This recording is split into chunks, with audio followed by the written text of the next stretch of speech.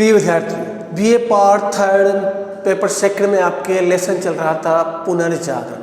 पुनर्जागरण का जो पिछला लेसन हुआ था उसमें अपन ने अध्ययन किया था कि किस प्रकार विभिन्न देशों ने विभिन्न भौगोलिक क्षेत्रों की खोज की, जिसमें पुर्तगालियों की खोजें, स्पेनियों की खोजों के बारे में अपन ने अध्ययन किया। स्पेनियों के में बताया जाता है कि एक था फर्डिनेंड मैगेलन, जिसने विभिन्न परिस्थितियों, जिसके बारे में बताया भी था, विभिन्न परिस्थितियाँ, विपरीत परिस्थितियों से मुकाबला किया, यानी यहाँ तक कि खाने की उसके लाले पड़ गए, चमड़ा जो था उसे खा कर उसने अपने पेट की भूख शांत की थी, लेकिन फिर भी उसने जल मार्ग द्वारा पृथ्वी की परिक्रमा पूरी की थी। इसके पश्चात है अंग्रेजों की खोजें।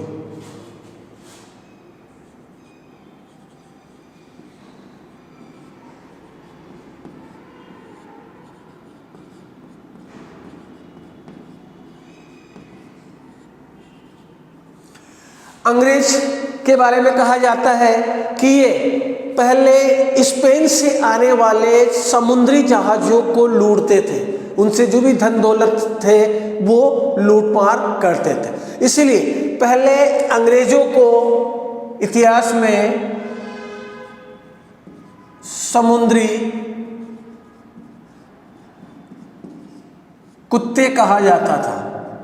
और सबसे महत्वपूर्ण बात यह है कि विश्व की सबसे बड़ी या महत्वपूर्ण ताकतवर जल सेना किसी के पास थी तो वो थी ब्रिटेन के पास, अंग्रेजों के पास। इसी के बल पर उन्होंने कई देशों पर राज किया था और इसीलिए ब्रिटेन को इतिहास में संसदों की जननी कहा जाता है। यहाँ का शासक था हेनरी सप्तम। हेनरी सप्तम के बारे में कहा जाता है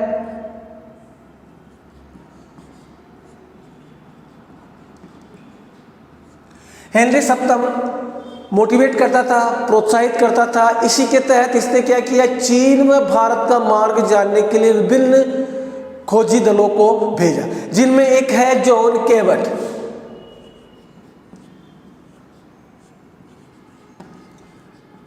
जो कि एक इटालियन था। यह कहां पहुंच गया, यह न्यू फाउंडलैंड पहुंच गया।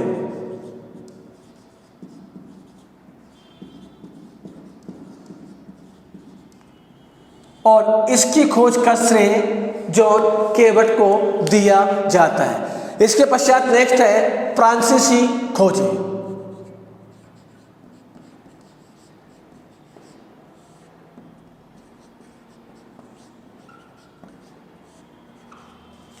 फ्रांसीसी के बारे में कहा जाता है कि यहाँ के जो प्रमुख थे खोज करने वाले, उनमें था बेरात्सोने,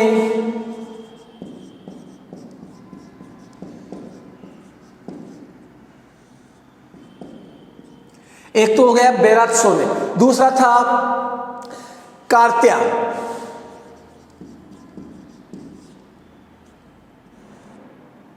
ये मशहूर खोजी दल के सदस्य थे। और कहा जाता है कि न्यूयॉर्क, मॉन्ट्रियल,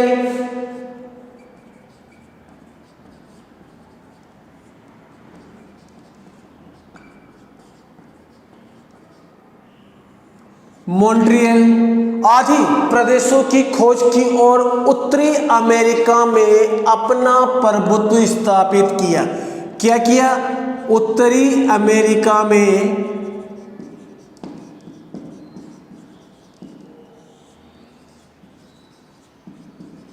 प्रभुत्व स्थापित किया फ्रांसीसियों ने।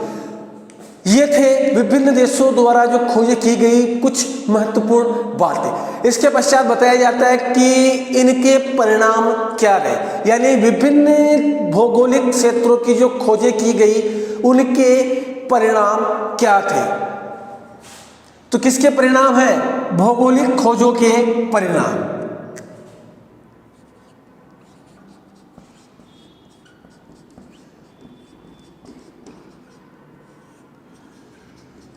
क्योंकि कुछ फायदा भी हुआ है तो नुकसान भी हुआ है। भौगोलिक खोजों के परिणाम, जिसमें पहला था धन संपदा की प्राप्ति।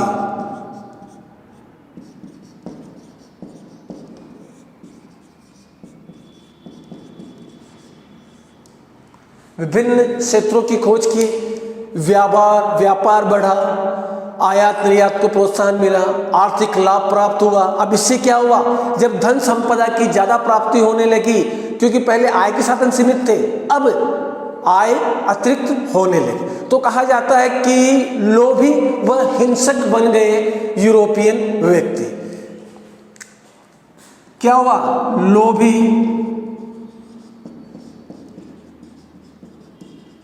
वह हिंसक बन गए। क्यों? क्योंकि धन संपदा की प्राप्ति होने लगी। अब उन्हें ज्यादा से ज्यादा लोभ आने लगा कि और अधिक धन प्राप्त किया जाए। इसके अलावा अब धन प्राप्त करने के लिए वो क्या करने लगे, हिंसक भी हो गए। और यही कारण था कि विभिन्न देशों ने छोटे देशों पर आधिपत्य स्थापित किया, आक्रमण किए। नेक्स्ट पॉइंट है व्यापार व वाणिज्य का विकास।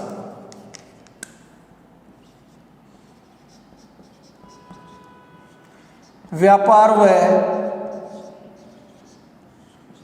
वाणिज्य का विकास हो, यानी जैसे भारत पहुंचा, वास्को डी गामा, कालीकट बंदरगाह। अब क्या हुआ, व्यापार किया, उसे महसूस हुआ कि यार भारत के साथ व्यापार करने तो बहुत ज्यादा लाभ प्राप्त हुआ। उसके देखा देखी अन्य देश भी भारत आने लगे, तो क्या हुआ, ज्यादा से ज्यादा व्यापार व वाणिज्य का विकास हुआ। आयात निर्यात, आज भी देश की अर्थव्यवस्था आयात यानी विदेशों से हम जो मंगाते हैं जरूरत की वस्तुएं, और निर्यात यानी भेजते हैं जो, उस पर टिकी हुई है। और सर्वाधिक ताकतवर देश आज की तारीख में वही कहलाता है जो ज्यादा से ज्यादा निर्यात करता है, यानी विदेशों में भेजता है। इसके अलावा नेक्स्ट है उपनिवेशवाद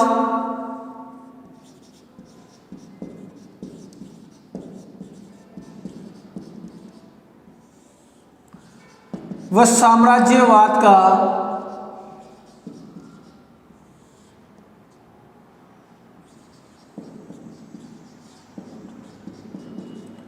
विस्तार भौगोलिक खोजों के कारण। क्या हुआ, उपनिवेशवाद यानी विभिन्न उपनिवेशों की स्थापना करना प्रमुख राष्ट्रों का लक्ष्य हो गया। क्यों? क्योंकि ज्यादा से ज्यादा लाभ देने वाले थे ये उपनिवेश। जैसे भारत क्या था, ब्रिटेन का आजादी से पूर्व एक उपनिवेशिक देश था जिस पर आधिपत्य ब्रिटेन का था। तो इसी प्रकार उपनिवेशवाद जिस पर किसी दूसरे देश का आधिपत्य स्थापित हो, तो विभिन्न उपनिवेशवाद की स्थापना करने का उद्देश्य वह साम्राज्यवाद या साम्राज्य विस्तार एक दूसरे के पर्यायवाची शब्द है। तो विभिन्न उपनिवेशवाद की स्थापना, छोटे छोटे राज्यों को अपने अधीन करना इनडायरेक्ट रूप में, और साम्राज्यवाद का विस्तार, अपने साम्राज्य का विस्तार करना, डायरेक्ट रूप में किसी दूसरे देश पर आधिपत्य स्थापित करना, इस नीति का विस्तार हुआ। नेक्स्ट है दास प्रथा को बढ़ावा।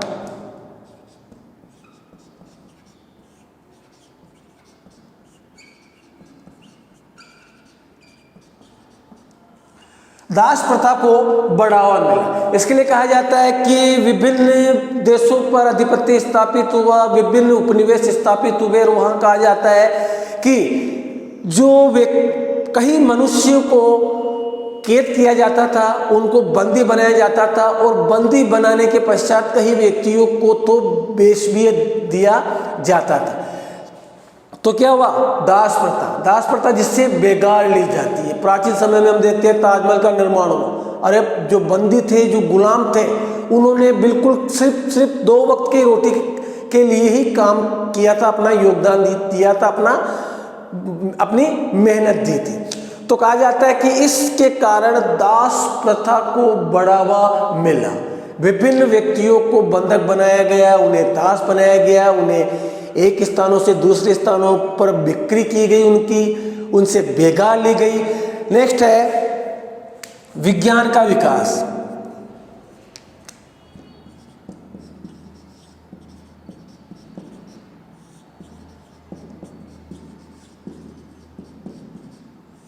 विज्ञान का विकास से तात्पर्य है कि विभिन्न आविष्कार हुए, कहीं नए यंत्रों का आविष्कार हुआ, विभिन्न खोजें हुई जो मानवीय दृष्टिकोण से बहुत ही महत्वपूर्ण था। जैसे समुद्र में पहले जाने से व्यक्ति डरते थे, दिशा सूचक यंत्र नहीं था, दूरदर्शी यंत्र नहीं था, भौगोलिक जानकारी नहीं थी। लेकिन क्या हुआ, फिर जैसे मैप बनने लगा, दिशा सूचक यंत्र बनने लगा, तो क्या हुआ, विभिन्न जो तरक्की हुई विज्ञान के क्षेत्र में वो मानव जीवन के लिए बहुत ही महत्वपूर्ण है। उदाहरण के तौर पर अभी जो विश्व कोरोना जैसी वैश्विक महामारी से जूझ रहा है, उसके लिए अब जाके वैक्सीन के प्रयोग को मंजूरी मिल पाई है। तो इस प्रकार विज्ञान ने क्या किया, मानव जीवन को बिल्कुल ही परिवर्तन कर दिया। नेक्स्ट है ईसाई धर्म व पश्चिमी सभ्यता का विस्तार।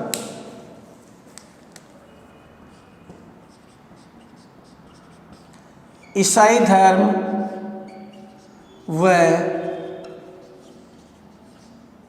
पश्चिमी सभ्यता का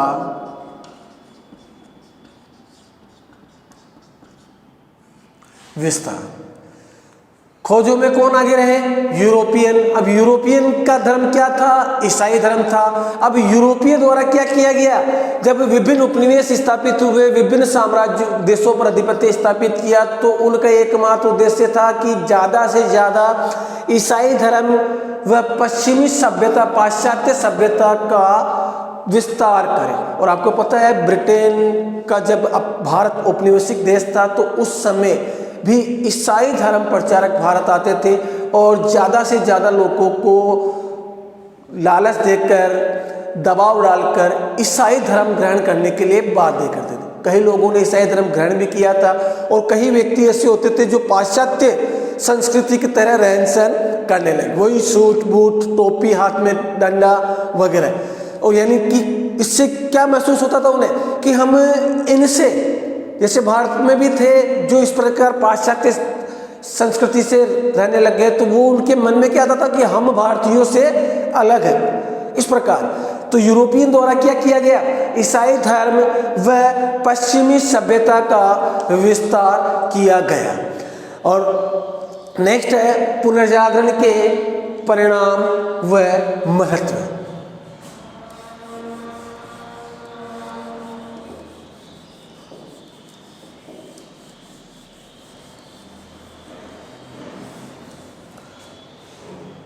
पुनर्जागरण के परिणाम व महत्व।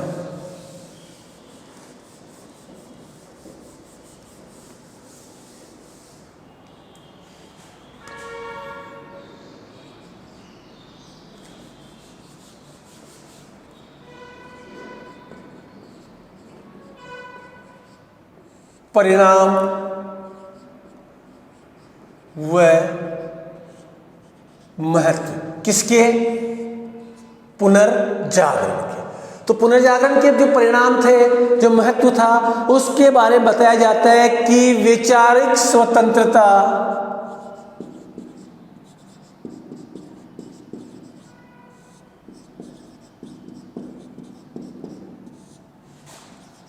व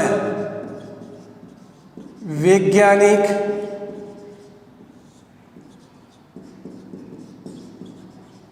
दृष्टिकोण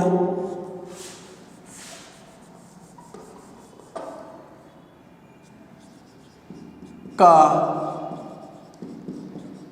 विकास हुआ।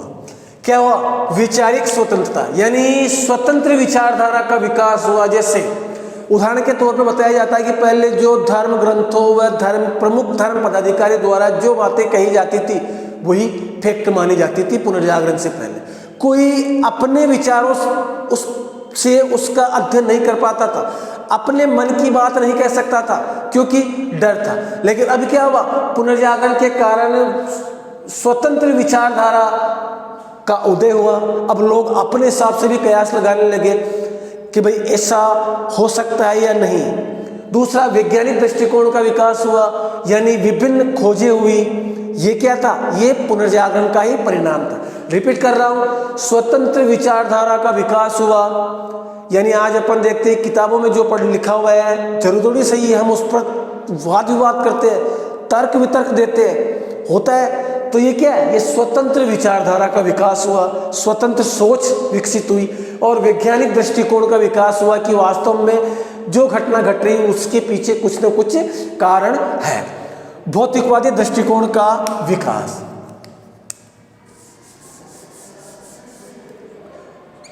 सेकंड है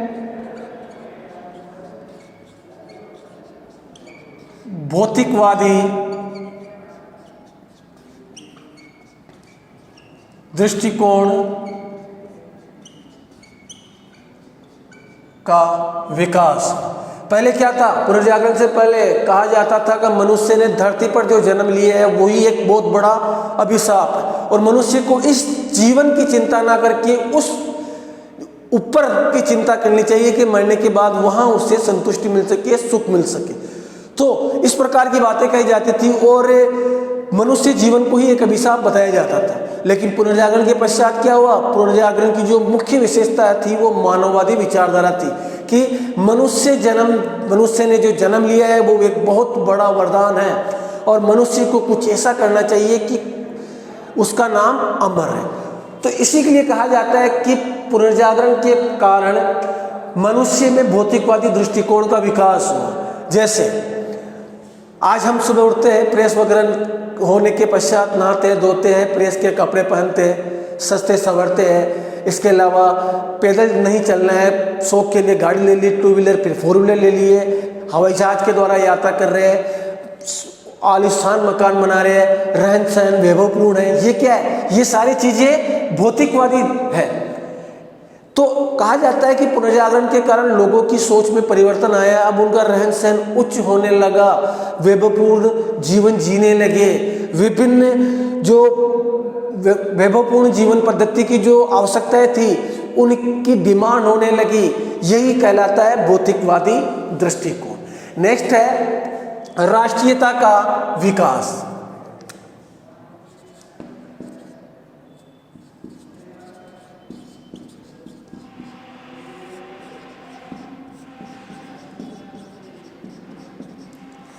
राष्ट्रीयता या राष्ट्रीय भावना का विकास से तात्पर्य है कि अपने राष्ट्र को अन्य राष्ट्र की तुलना में मजबूत बनाना।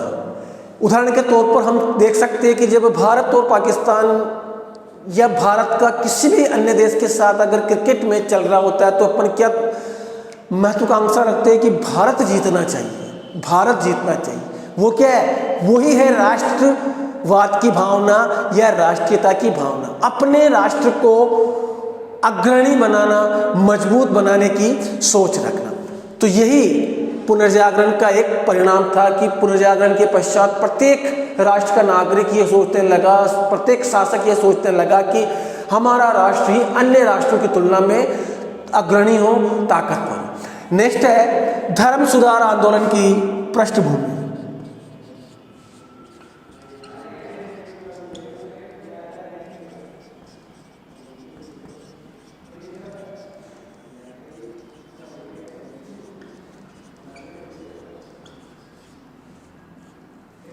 धर्म सुधार आंदोलन सेकंड लेसन आपका यही है।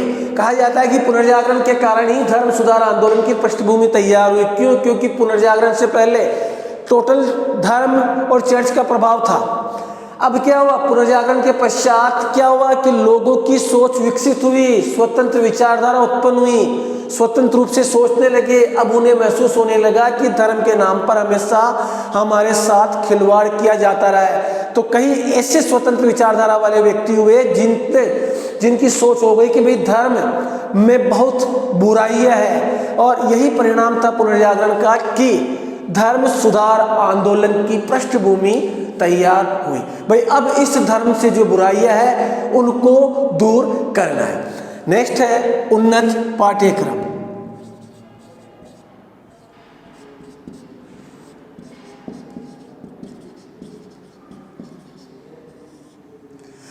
पुनर्जागरण के परिणाम स्वरूप क्या हुआ, उन्नत पाठ्यक्रम पर बल दिया जाने लगा। पहले धर्म तक ही सीमित था, लेकिन अब क्या था, अब पाठ्यक्रम स्कूलों में ऐसा तैयार किया जाने लगा जो दैनिक जीवन के लिए भी उपयोगी हो, किताबी ज्ञान न होकर व्यावहारिक ज्ञान पर बल दिया जाने लगा। और यही था कि उन्नत पाठ्यक्रम में गणित, सामाजिक विज्ञान, साइंस आदि पर भी प्रमुख बल दिया जाने लगा और इन विषयों को शामिल किया गया। कहने का तात्पर्य है कि पहले धर्म पर आधारित था, लेकिन अब जीवन के सभी पहलुओं से संबंधित बातों को शामिल करके पाठ्यक्रम का निर्माण किया गया। नेक्स्ट है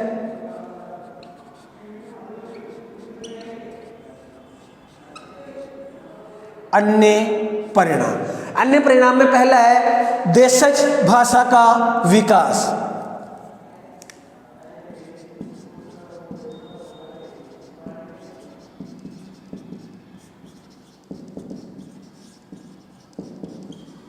इसके बारे में पहले ही बता दिया था मैंने साहित्य सृजन में कि स्थानीय भाषा या देशी भाषाओं में साहित्यों का निर्माण होने लगा। इन भाषाओं का महत्व लोगों को पता चला। सेकंड है कला व कौशल में उन्नति।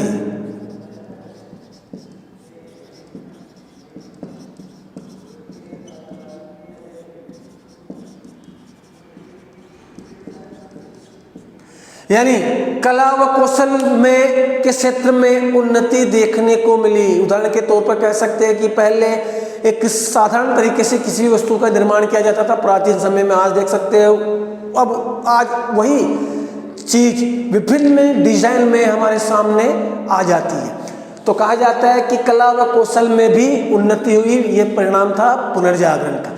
नेक्स्ट है औद्योगिक क्रांति की पृष्ठभूमि।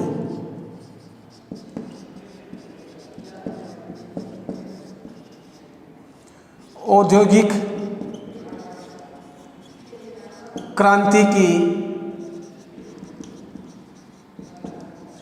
पृष्ठभूमि तैयार हुई। औद्योगिक क्रांति, विभिन्न प्रकार की खोजें होने लगी, लोगों की जरूरत की वस्तुओं की डिमांड बढ़ने लगी।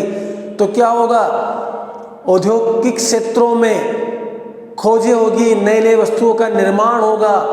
तो कहा जाता है कि औद्योगिक क्रांति की पृष्ठभूमि, डिमांड बढ़ रही है, वस्तुएं उत्पादन कम हो रहा है। तो क्या होगा, ज्यादा से ज्यादा उत्पादन के लिए क्या होगा, विभिन्न औद्योगिक क्षेत्रों की स्थापना की जाएगी।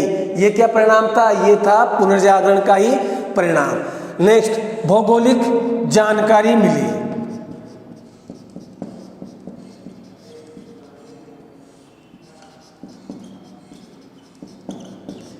भौगोलिक जानकारी प्राप्त हुई, ये भी पुनर्जागरण का ही परिणाम था। भौगोलिक अन्वेषणों के कारण क्या हुआ, विभिन्न भौगोलिक क्षेत्रों की जानकारियां प्राप्त हुई। तो आज की इस क्लास में यह इस लेसन का जो आपका पहला लेसन पुनर्जागरण समाप्त होता है। नेक्स्ट जो लेसन होगा वो अगली क्लास में धर्म सुधार आंदोलन का होगा। धन्यवाद।